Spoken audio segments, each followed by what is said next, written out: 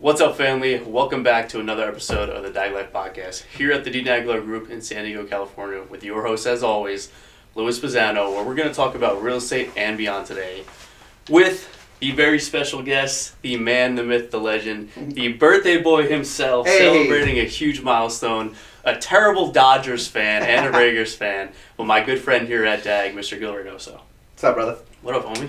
Nothing much, man. Stoked, dude. Stoked again, man. Back at number 2, round 2 here. Yeah, So man. super excited, man. 42nd birthday. Damn. Just like the great Mr. Jackie Robinson. So R.I.P. yeah, R.I.P. man. But no, super excited. What a phenomenal year we had. But yeah, wild year, right? We're gonna talk a lot about it, and I feel like we were just sitting in these seats a year ago. Yeah. And it's crazy to think about episode 1. Yeah. Literally. Episode 1. Episode 1. And now we're on. You're actually episode 30. Okay. There you So go, man. obviously we Dirty have 30. Dirty That's 30. it. Obviously, we have a huge target of getting to 100 by the Yes. end of this year, and we've already done 9 this year in the first 5 weeks. So Love it's it. pretty awesome. A lot of exciting things on that front. Talk to us a little bit about the last year at DAG and how things went. Oh man, phenomenal. Just as a team, there's what can I say? Nearly $500 million in sold volume. 400 and nearly 500 transactions. We had a phenomenal year, and we got some huge targets this year. So I'm excited, and we're already off to I feel like a killer start. But yeah, I'm super excited for everything that I know we're going to accomplish this year. Yeah, for sure. Including getting to getting this podcast up to where we want it to go. Episodes. Yeah, That's it, 100 man. episodes. I'm stoked. Yeah, it's been a lot of fun. Last year, even in a slower market, right, we still saw all those numbers, and Oh yeah. and we're already at over 100 mil pending and closed for this Yep. year, and I think it's pretty intense to see. Yeah, 100%. And we can also see things changing and heating up. Talk to me a little bit about what you've seen from the team component when we had industry changes back in August through now, and kind of what we were expecting for the rest of this year. Yeah, obviously, what do we call it? The Great Reset, day one-ish. Obviously, big changes in our industry. But I honestly don't think we may have felt the impact as much as maybe A lot of other people. lot of maybe independent agents or maybe smaller teams. Or again, I don't know how it really affected a lot of other individuals. I just can speak for ourselves, knowing that it was really the training that we were putting in, knowing potentially what could happen. Because again, it wasn't really set in stone. We heard a lot of the the white noise out there in regards to, hey, this could happen with this potential change in the industry with litigation and so forth. As you know, it goes back to. This wasn't kind of like our first rodeo. Yeah. Going back to even the COVID days, where we were ahead of even that in regards to telling our clients, hey, this is what we're expecting in regards to pricing going up, right? And sure enough, it did. And we didn't think it would go to where it did, but it did, right? And it was really the same thing I think this time around with with the NAR settlement, and I don't really even like talking about it. Just again, we still ultimately had a job to do at the end of the day, and it was really just up to us to convey what type of changes happened. And you, as you know, it's all about transparency, right? Of course. And it was really us just training about how to explain that transparency that really, I think, set us up as a team for success. But again, this was training that we did, week in, week out, all the way back of April. Well, even before then, right? We were talking February of 2024, all the way into August until it happened. So yeah, and I think that really helped us excel at getting ahead of that. Huge, and I think the biggest takeaway was we were doing it for 4 to 6 months Yep. prior. And one of the things that we saw, the transition very seamless for us and our team, where there wasn't much pushback or change, it was business as usual, is because we were already prepared to do so. Yeah, 100%. It's to your point, like we said, the smaller boutique teams or the solo agents that they didn't know what the hell was going on. Yeah, and it's it's honestly even a little scary just even seeing again maybe some of those newer agents that just don't have that support that we offer as a team still struggle with that till this day, and we're sitting in February of 2025 now. Yeah, for sure, and I think it's eye-opening to see having conversations with agents out there where we're transacting on the other side, and they're having problems and issues and challenges understanding contracts that we're sending over because they don't know the new stuff. Yeah, 100%. Which is wild. Yeah. And especially the agents that have been doing this for 30 years, right? Like, Yeah. they're some of the ones that they don't have those broker connects. They don't have the training and continued support, and they don't know newer contracts from older contracts or what's supposed to be included in new offers. Yeah, it's it's sometimes us applying lessons to them as we're going through the process. Student became the teacher. Yeah, and it's I don't like to say it's an unfair advantage, but at some point it becomes kind of that unfair advantage that we have as a team just because of our support piece, right? It's just not me and you. It's the entire behind the scenes that we have as a team that we're blessed to have, to be honest with you. Yeah, 100%. And it comes down to what kind of environment and surroundings you have around you in an industry like this. Yep. Where so many things are changing so much. Yep. As far as the year ahead, we have lofty goals that we're going to hit. We just know it's a fact. Yep. At this point, just a matter of what that grind and work looks like. What are some things you're most excited about for this year? Obviously, I think at this point in my career, it's obviously just giving back as much as I can to the team. And I look back to day one when I made that leap of faith, and I think. Looking back at that, it was super scary. And, if you would have asked me back then if, we'd be, 100 plus agents now and, we would be setting, these records as a team, year over year, like, it just blows my mind. Yeah, it literally blows my mind. But for us as a team, I'm, as a lot of our team members have been here for multiple years. And I think that's kind of speaks volume to the type of culture that we have, that we try to embrace. Again, we always say we're not like the suited and booted office, and no offense if that's the type of environment you love, and I think we always talk about it, which is I interview a lot of new agents or even agents that have been with other brokerages for quite some time, and it's like, look, I want everybody to succeed in the environment that makes them comfortable. And look, hey, there are those teams out there, and you should. We're not for everybody, as 100%. I say, right? But I think it's just really about focusing on the individuals that really want to make an impact on their business is what I'm most excited about this year. And it's been phenomenal just to see some newer agents been in the business less than a year just have crushing years, But again, there's no secret sauce behind it, right? It's the work ethic. It's the time and commitment that you're willing to put into your business that are getting you those results. It's the business practices, it's the systems, it's the support, it's the consistency. Yeah. It's how much you show up, whether you've been doing it for 5 seconds or you've been doing it for 25 years. Yeah, that's 100% it. There again, I wish I can say there was this magic or easy button, but there really is no easy button in this industry. We look and again, both of us still actively out there producing as much as we possibly can, right, while supporting the team. We still get our teeth kicked in, for right? Sure. That is what it is. So for sure, I just lost a $25,000 check a month ago. There you go. That right? shit hurts. Yeah, It sets you back a little bit, but I feel like since I've been on the team for 4 years now, and you were here for about a year or so longer than that, right? So we've been together now for 4 years, right? Pretty much tied at the hip in a lot of different supporting roles. I feel like for me, seeing your production to start this year is the fastest production I've seen you out the gates since I've been with the team. So talk a little bit about all the business you're getting and how you're running at that. It's funny. It's last year, I think we both focused on kind of just building the team. And there's usually that give take, right? Maybe there are other agents out there that are in supporting roles on other teams. And for me, I'm always, I appreciate every opportunity that I'm provided, from Dean and Aphrodite. But it's also sometimes when it's always a time or money sacrifice, right? That's usually what you're sacrificing on.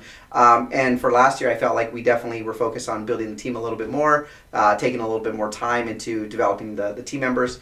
And, it takes away from production. But, towards the end of the year, I said, hey, look, I'm just as competitive as the next individual, right? I wanted to really just buckle down, and I wanted to kind of fast forward the 2025, right?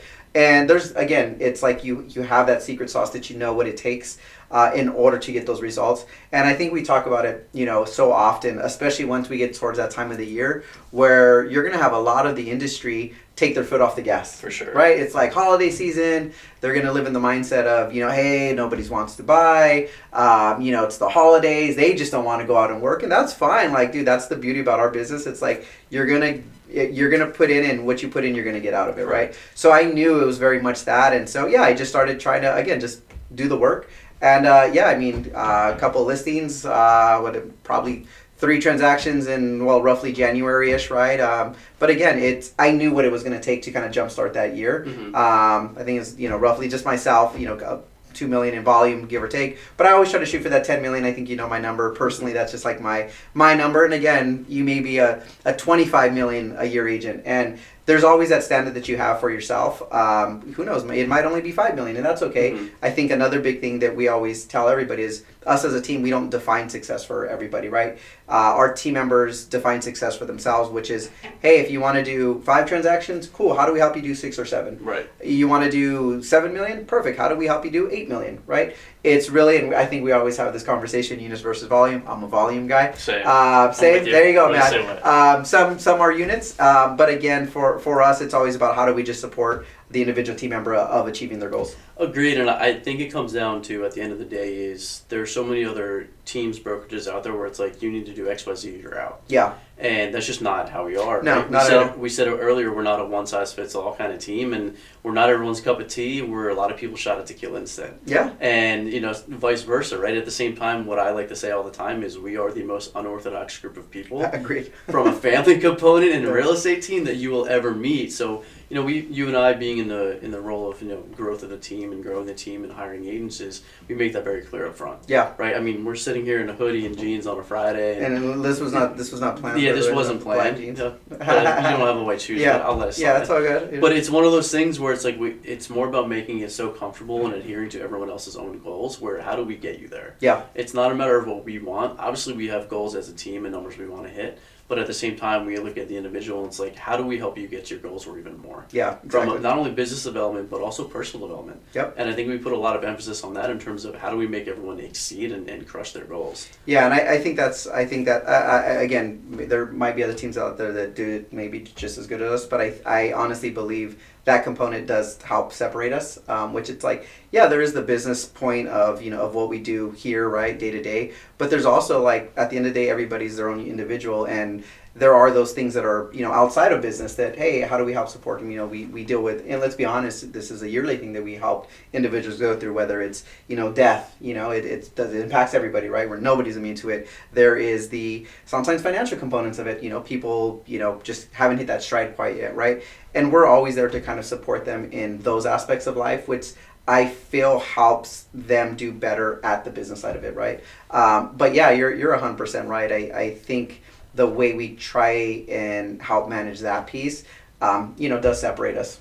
I think it changes the entire scope of what the real estate industry used to look like compared to what it really is, Agreed. right? And it's obviously we're blessed to have Dean and Aphrodite from Yeah. a leadership perspective, and I think that speaks volumes to the team. And something I tell a lot of people about going actually 3 years this month now, being in the director of growth and recruiting chair pretty much in the hat that I wear, is that it's one of the things where for me that I'm most prideful of coming from you as well is the retention we see year over year. Yeah. Right? There's, kind of 2022 to 2023 we saw about 50% retention. Going into 2024 was about 60 to 70.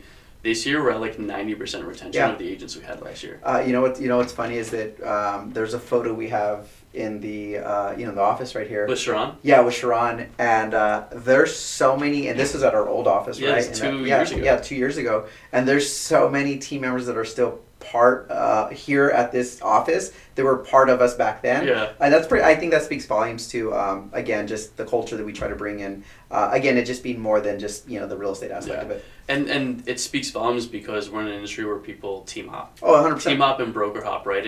And to the speaking volumes of not only the culture but also the character, the integrity, and everything else that comes along with the team. Yeah. And I think we see it in, we have 2 rookies of the year that just did over 10 deals in their first 12 months of real estate. Yeah. We have rising stars doing 8 to 12 deals. We have a new agent on our team who's done 5 in her first 3 months. Yeah. It's like a lot of people don't understand that that's not normal. No. The normalcy is 2 to 3 in your first year. Yeah. And so prideful for you and I being able to pour back into the team and watch everyone grow to where we know we're going to get to. Yeah, 100%. Which is that thousand goal $1 billion team. Mark. Yeah, that's the big BHAG, as I always call it, right? It's the 1,000 transactions in a year or $1 billion in sales volume, and it's like, yeah, I'm just trying to find those. I always use the rough number of 100 agents doing 10 million, right? That'll get us to the $1 billion formula. But little by little, we've been chipping at it. We've been going up and to the right year over year, and I know that will happen for us. It's no doubt in my mind. There's a good chance it happens this year. Who knows? Mm-hmm. But again, it's been a phenomenal ride for sure. It's been cool to see. Yeah, and 100%. being a part of it is pretty awesome to see, especially when you see most people doing better year after year. Yeah, and I think that's it's a key piece you talk about it's, yeah, you can have those stellar years, but when you continue to do good and you set that new standard in your life, and then you understand what that standard is, and then what it took to get there, and then how do I make it better, I think that's the special sauce that our team does, and it does it well. For sure, and we make a great point of them to say, hey, like me, you, Dean, Aphrodite, Allie, Jamie, Fabio, Ryan, Rich, Sharon, we can coach, help, train, support as much as possible. Yep. But we can't go play the field. No, right? 100%. We can only take the team will only go as far as everyone will take it together. It can't be from like just a leadership only component. It has to be everyone carrying the weight. And we saw last year where probably a good top 20% of our team were really the ones producing. Yeah, 100%. And there's that middle tier, but it's how do we bring the people that are in that lower tier where they're doing a marginal, and how do we get them up? Yeah. And I think from a collective perspective is we do pour so much energy, effort, and emphasis into the team from a systems processes perspective, where it's like those goals aren't unattainable. No. They're very achievable. It's a matter of everyone doing that extra step. Yeah, 100%. The what I really love about our team too is that I feel that everybody does support each other beyond just the ops crew itself. 100%. It is like you're only as good as your next man or woman in that case, right? And I love seeing the camaraderie that the other team members just bring. It's like, hey, I understand. That I started out in that same spot, and then how do I help that individual do well? Mm-hmm. And I think that was a big one for me when I started, kind of like dipping my toe into, real estate. I thought it was just going to be this big collaborative effort of like, hey, yeah, I'll help you. But, I know I've shared the story where it's like, it was very much the opposite of, I don't want to tell you anything because you're going to take away from my business, or which again, let's be honest, you're going to take away money from my bank account. So it was definitely an uphill battle when I started, for sure. But I think the biggest thing that you have to bring when you're getting into it is it's truly mindset of just not giving up, right? But again, like you'd said, like, we can give you the playbook, but you have to execute it, because without execution, it's exactly what you just said, which is just like, hey, here's the sauce, but if you're not going to put everything together, nothing's really going to transpire. Exactly, and I think so many people can get caught up in like showing up to every single role play or training and doing all the things in terms of being in the office and even doing all the open houses and the appointments, but what does the execution look like to close? Yep. And it's not like coming from like a, hey, close everyone you meet perspective. It's how are you improving the business component to actually help people buy and sell homes? Yeah, that's 100% it. I think, Dean says it all the time. It's all in the execution, and I got the big ass, poster sign in my office that says execution, because I think that is probably the most important piece of it. It's like, yes, you're going to learn the things that you need to kind of get there, but you have to execute, because without execution, it's just a thought, it's just an idea, it's just, this dream, right? And if you're not willing to go execute it, we always say it's like, hey, maybe this just isn't the business for you. And I don't want to, kind of be that dream crusher, but there's also like, you're only given a finite amount of time on this planet. And if you're really not willing to execute it to chase this dream, then, find something else that's, it's going to be one, more enjoyable, and two, you don't got to worry about all the bullshit that comes along in this business, to be quite honest with you. Go focus on something that is going to make sense for you, so. And it's almost like at that point, not even 6 months, right? We give people a lot more grace. Oh, yeah, but if you're like 9 to 12 months in, it's like, what's the point? Yeah. Like what are you doing? Yeah. What is the ultimate goal? And it's, my one of my favorite guys, Gary Vaynerchuk, one of his lines is ideas are shit without execution. Yeah, 100%. Right? So we can have all these great dreams and goals, but if you're not putting in the work, then what's the point? Yeah, at the end of the day. And it's funny, kind of taking the whole scope of picture of the team and kind of how we are just executing at a higher level. Yeah. And I think we all see it on a day-to-day basis where we hear it out there. It's slow for a lot of other people, but we're hammering 15 to 20 escrows every single week. Yeah, it's insane when we have a Monday call via Zoom or whatnot, and it's just like, hey, all these individuals just opened up escrows. Some of them had just opened up escrows in the previous week, right? So it's great, but again, it's always upon the individuals that are executing, right? For sure. What outside of like real estate perspective, right? I know, last time we talked, the first episode a year ago, one of the things you wanted to focus on last year was listings. Yep. How did that end up last year, and where does it look like for you this year? Still, majority of all my business I did last year were listings, and it's kind of been the same thing. It's pretty amazing and it's so funny you talk about it. Yes, it was majority of my business was listings. It's kind of like that right now, even in 2025.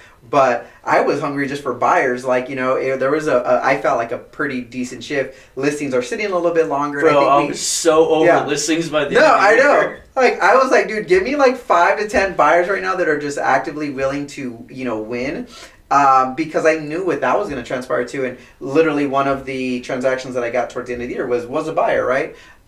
Which is phenomenal. And by the way, this was a super fast, client that I got 2 years ago. Yeah, go figure, right? No, it's that nurture game too. And I think that's also part about it, right? Like when you're building this pipeline, when you're actively out there trying to grow your business, you got to have those systems and processes in place, right? And again, it's not always going to be that low hanging fruit as we use as an analogy. Sometimes you're going to have to put in that love, that sweat, that equity of sweat and tears in order for that to transpire. But that's exactly what happened. This is somebody that I met nearly 2 years ago. But again, that's kind of how I started focusing on it, right? But in regards to my business right now, I have been focusing on listings, and that's kind of what it is. But again, I'm at a point where I want that buyer activity, man. For sure. Let's get out there. Let's get some buyers. Especially before the summer. Yeah, right? Agreed. Obviously, expectations, no crystal ball. Yeah. But hopefully things get better in terms of like picking up a little bit much quicker. Agreed. Which we're already starting to feel it, at least from us, and that's one of the benefits of being on a larger team with a micro focus. In terms of going back to listings and nurturing clients and playing the long game and low hanging fruit. You have a client that you're about to do your fifth and sixth transaction with. Yeah. Right? So talk about that, because I think that's something that a lot of people, when it comes to real estate, we look at transactional realtors and then the relationship realtor. Oh, agreed. We're both relationship realtors. 100%. And that's something where you always have a forever client. So yeah. Talk about that going on with Charles going back. Oh, Charles. Yeah. Charles is an amazing client. And this is also where I learned very early on, because one of my first transactions, I judged the client based on, what they were wearing. I'm not even going to lie, but nonetheless, you don't know that story behind that client. And come to find out, they're literally multimillionaires, husband and wife, and they're pushing their 80s, believe it or not. And, they had 6 homes that they'd owned, and they were looking to offload them at that point in their life, right?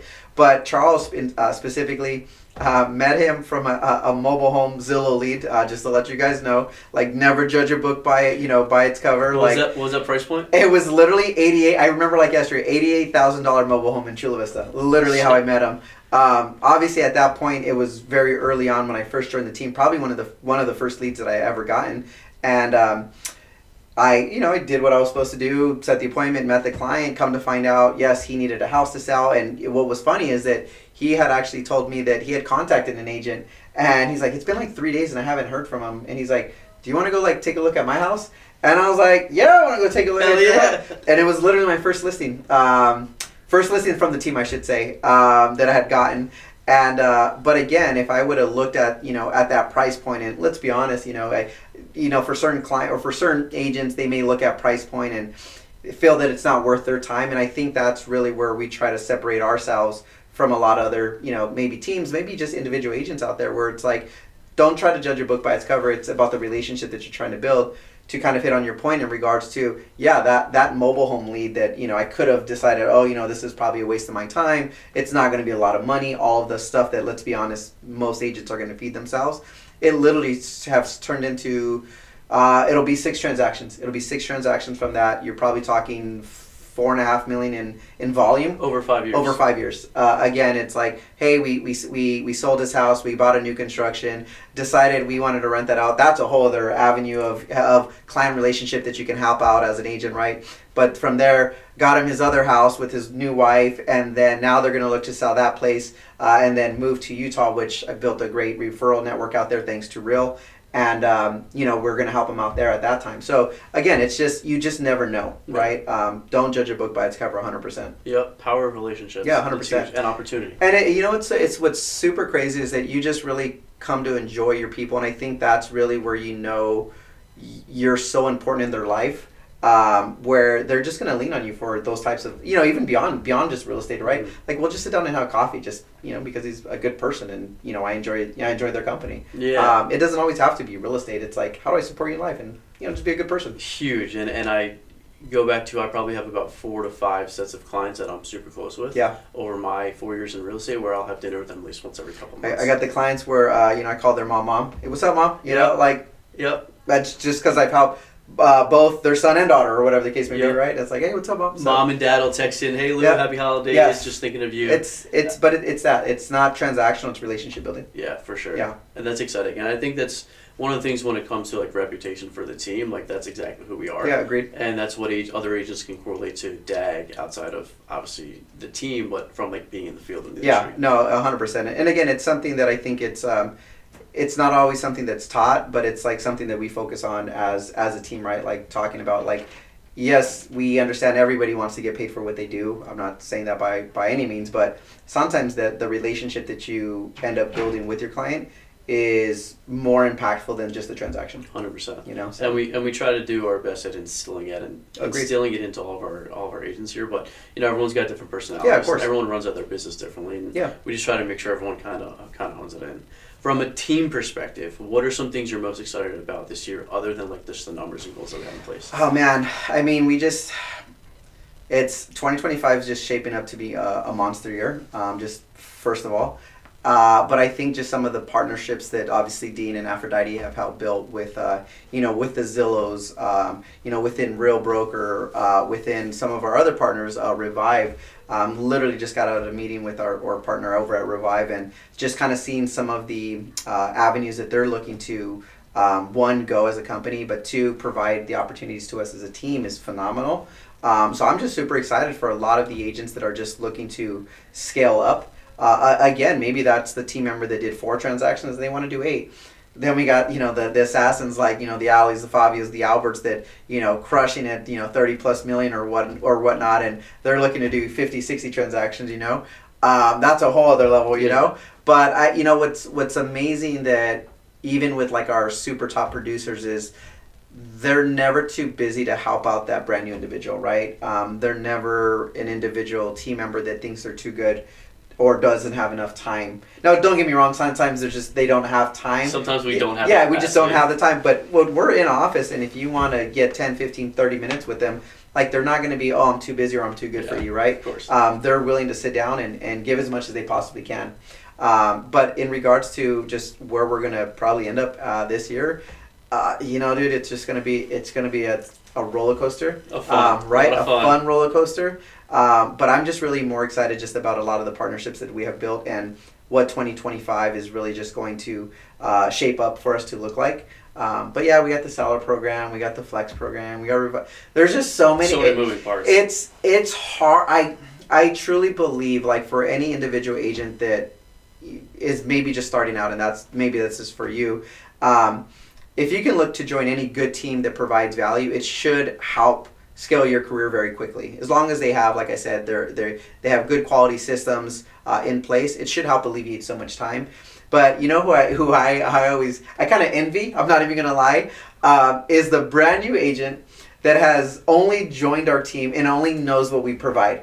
Because like seriously, like dude, I went through pain. Like I knew nothing. Like I thought I knew, I had to know contracts. And like first thing I learned here is like, dude, contracts are great, they're part of the process, but without a client, you're never going to get to a contract. And I'm like, yeah, you're absolutely right, And so seeing those brand new agents that have all these opportunities where literally their phone is ringing with potential clients on the other line, and they've been here for like 30 days, and they literally are at a point where it's like, oh my God, my phone's just ringing so much, and let me just kind of focus on what I can focus on. Like I'm envious of that agent because that was not my experience when I first got into this business. It was like, what am I supposed to do? I would do like, I think they call it up desk or front desk or whatever it is. And I would just wait for people to walk in, hoping, right? So it's just funny when I, when I see those individuals and most of them end up doing well. Yeah. And I'm super excited for those, for those team members, right? But those are the ones that I always get most excited about because they don't know the pain that comes with actually being like the independent agent. The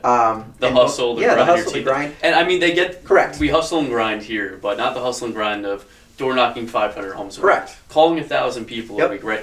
Now people do still make the calls, they do their door knocking, but from an opportunity perspective, I think that's what we're focusing on is that opportunities don't come naturally the way they do here. Oh, 100%. And I mean, I've been with DAG since day one. Now, when I joined the team, there was only 20 of us, so like obviously those opportunities were we're still there, but not at the level that they Oh, are 100%, right now. Yeah, both of us, right? So even part of me, like, I didn't fully know the full street grind of getting in real estate. Yeah. But there's a reason I never left. Yeah. Right? There's a reason that I've been here. There's a reason our retention is so high, especially with newer realtors, because one, we stress the importance of them understanding that the pain you're going to see out there with another team or brokerage or on your own, good luck. Yeah. We don't want that to happen to you. We wish you the best, though. Wish you the best. Seriously. And the door will be open if you leave the right way. Exactly. But it's one of those things where it's like, man, they just don't understand. A lot of people don't understand what we have here is so unique. Yep. Where it's hard to imagine them, I don't want to say succeeding anywhere else, but doing half of what they do here. Correct, yeah.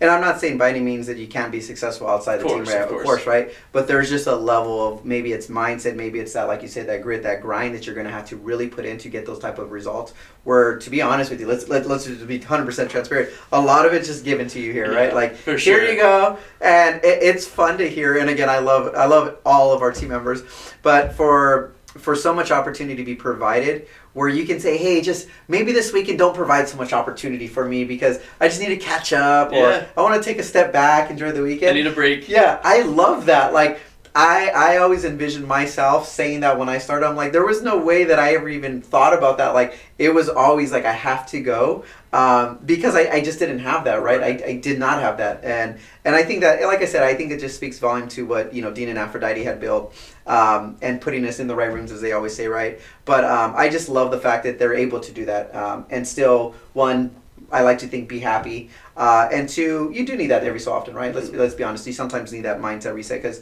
it's it's very easy to look at maybe what we do and think it's easy, but there's a lot of things, let's be honest, that people don't see that we deal with. We talk about, we're realtors or agents, however you want to define it, right? But it's like, dude, we're therapists. We're like problem solving. Like, I'm learning right now so much about the FAA on this transaction that I'm going through that I never, like, I don't know if I'm going to be a pilot now or something. I have no idea. Like, seriously, that's where I'm at right now. But you just never know what type of situation you're going to be put in when you're going through this process with your clients. Right, and it's funny that you touch on that, because honestly, what you see on TV, oh yeah, right, or what you hear about on the news, or what you just think about a realtor. I wish it was 30 minutes. They really know probably 3% of what our lives and what our livelihood and what our career is actually like. Yeah, and it's crazy because we can go months at a time without a paycheck. Oh, agreed. And then by the time you get a nice check, sure, it might be 10,000, might be 20K, it might be 30K. But that's for the last 4 months of work. Yeah. So it was really $6,500 a month, which is less than what a normal person makes anyway. Yeah, 100%. But obviously, everyone gets to see the glitz and the glam, and they're Yeah. like, "Oh, they're rolling in it." It looks great. Not to mention the taxes on top. Yeah, obviously, right? But yeah, look, but I enjoy it, right? I think we all do. That's why we do what we do. But it isn't for everybody. Let's be honest. Like the grit, the grind, the hustle. It's not for everybody. It's not. But No. but if you, so what I say about California and living in SoCal, if you can afford the lifestyle, there's nowhere else to be. Agreed. If you can handle the grit and the grind of real estate, there's nothing else to do because there's no ceiling. Agreed. And it provides so many opportunities. And what I've utilized it for myself is all the partnerships that I've made with other people, with other businesses. Yeah. Becoming now a part owner of a hotel, right? That's amazing. Yep. Investment opportunities that I never could have imagined not being in if I wasn't in real estate, right? So it's one of those things where real estate is not just real estate, it's all the opportunities that come with it. Yeah, agreed. And I think we can both, I pray and I thank Dean and Aphrodite all the time for changing the lives that they have. Both of ours. Ours included, 100%. right? Thank you, guys. Much love. One of the main things that they said to us both when we started is like, he's ready to change your life. Yeah, 100%. And he says it still to this day. They both do, right? Hey, ready to change some lives today? All the time. All the time. And it's amazing to think about. So, like, outside of real estate, from because obviously you're a big family guy too. Yeah, 100%. 3 kids. 3 kids. Got me a 23-year-old as we speak. My other son's going to be turning 18 tomorrow, so happy birthday, Chris. And then I got my youngest and my only daughter, Avery, and she'll be 10 this year. So I got 3 kids, yep. And then obviously my beautiful wife as well, who just celebrated her big 4-0, so love you. But yeah, I mean, it's, and I think I'm glad you actually brought that up, because we go back to defining success, right? Defining success for me is going to be a little bit different than maybe the 20-year-old that we have on the team, right? And the time and capacity that they have. So I think that's really what I love about our culture. It's like, we don't put numbers on every single team member, right? Yeah, of course. How do we support you? We want you to be successful. We want you to have money in the bank, but it's not the only thing for us. And for me, it is that, kind of that fine line. And let's be honest, we play a little different role. So, I know that our phones are attached to, to the hip.